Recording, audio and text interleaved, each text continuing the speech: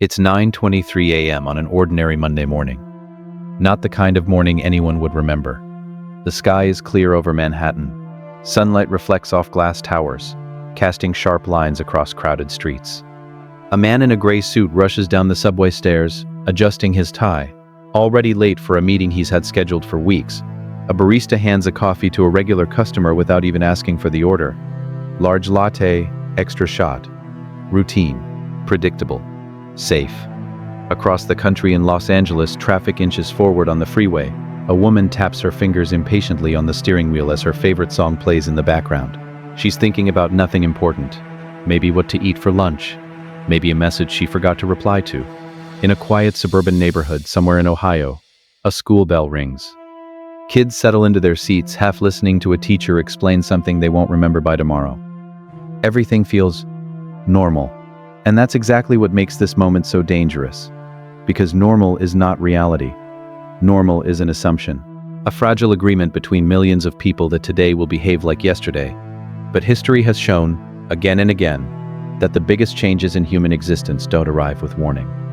They arrive disguised as ordinary moments. Moments just like this. 1923 a.m. No explosions. No chaos. Just people living their lives, completely unaware that, somewhere far beyond what they can see, something has already been set in motion. At first, it's almost nothing. A subtle vibration. A phone buzzes on a desk in Washington, D.C. The owner barely notices it. Then another buzz, this time longer, more urgent. Across the room, someone else's phone lights up. Then another, and another. Within seconds, the sound spreads like a ripple through buildings, streets, entire cities. Millions of devices activating at once. The same message. Identical. Unmistakable. Emergency alert. Incoming missile threat. Seek immediate shelter. This is not a drill. For a moment, time doesn't move forward. It pauses. People stare at their screens, reading the words again and again, trying to process something their brain refuses to accept. Someone laughs. Nervously. This has to be fake. Another person shakes their head. No way, this isn't real. Because it doesn't feel real. There's no explosion. No visible threat. The sky looks exactly the same. Traffic is still moving. People are still walking. Everything looks normal. And that creates doubt. Deadly doubt. Some people ignore it completely. They lock their phones and go back to what they were doing. Others open social media. Searching. Scrolling. Waiting for confirmation. Because if something this big were happening, surely everyone would already be talking about it. But information takes time, and time is almost gone. Then the sirens start. Not everywhere at once, but enough. A distant wail rises above the city noise. Then another, then many. Police vehicles speed through intersections. Emergency broadcasts interrupt radio stations mid-sentence. And suddenly, the world feels different. Not visibly, but internally. Like something unseen has shifted. A quiet realization begins to spread. This isn't a mistake. This isn't a drill. This is happening. Right now. Minutes earlier, far beyond the horizon, a launch occurred. A flash of fire and smoke, as a missile tore through the sky, accelerating faster than anything most humans will ever comprehend. This is not a conventional weapon. This is an intercontinental ballistic missile, an ICBM, designed for one purpose, to travel across continents in minutes. Within seconds of launch, it surpasses the speed of sound. Within minutes, it leaves the atmosphere entirely. Now it's not flying through air. It's moving through space, at speeds exceeding 15,000 miles per hour. At this stage, it becomes almost invisible. No sound, no trail, just a silent object moving along a calculated path. But here's what most people don't realize. The missile itself is not the final threat. At the peak of its trajectory, something critical happens. The missile releases its payload, multiple warheads, each one independent, each one targeting a different location.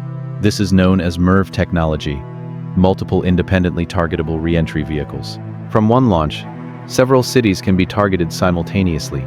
Each warhead begins its descent. Gravity takes over, speed increases, friction builds. But these objects are engineered to survive it, to reach the ground intact, and by the time anyone on the surface is aware, it's already too late to stop them. Defense systems exist. missile interceptors, radar tracking. But the reality is simple. No system is perfect, and even one warhead getting through is enough to change everything. Now comes the most critical part of the story. Not the missile, not the technology, but the human response. Because survival doesn't depend only on what's happening above. It depends on what's happening inside the human mind. There's a psychological phenomenon called normalcy bias.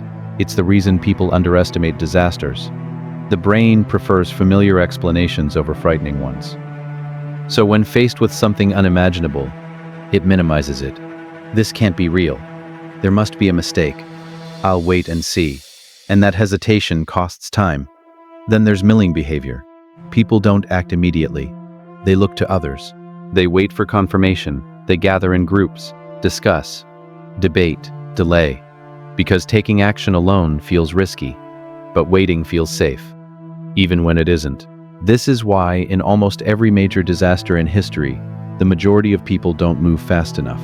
Not because they don't care, but because their brain is trying to protect them from the truth. And then the panic begins.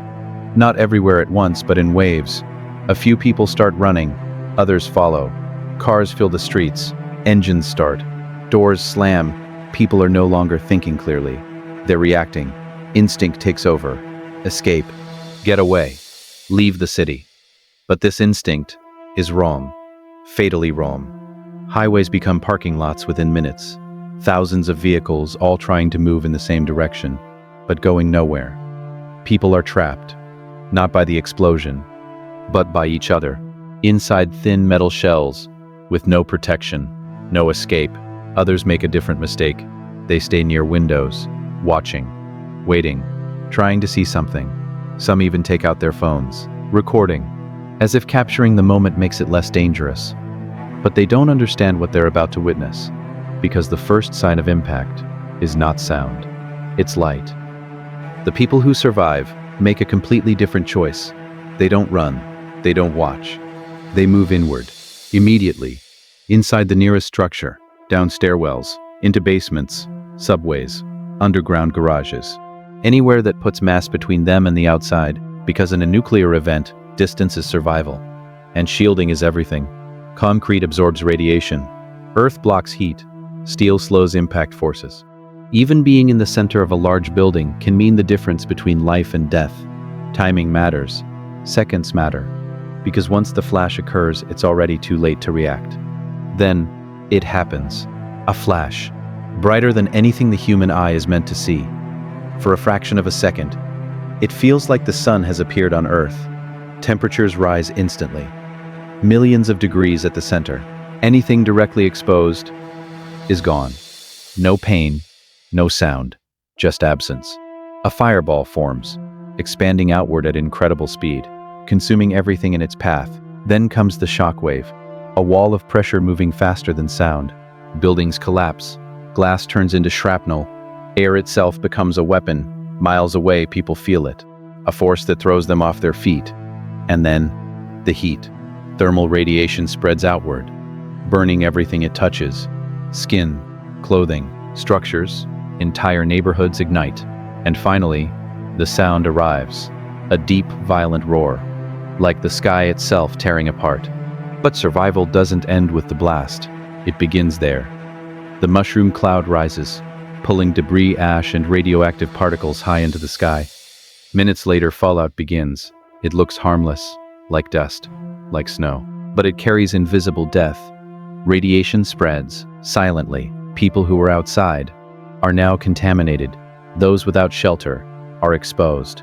Symptoms don't appear immediately, but damage is happening. Cells breaking down. Systems failing, and the environment itself becomes hostile. Water is unsafe. Air is dangerous.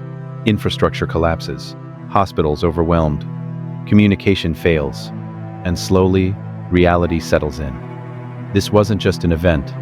It was a turning point. And it all began at 9:23 a.m., an ordinary moment that no one questioned, that no one feared. Because the truth is, the world doesn't change when we expect it to. It changes when we're comfortable, when we're distracted, when we believe everything is under control. The exact moment the world changes forever is invisible, until it isn't. And when it arrives, there are no second chances, only decisions, made in seconds, that echo for a lifetime. So the question isn't whether change will come. It always does. The question is, when that moment arrives, will you recognize it, or will it pass you by? Just like any other ordinary morning,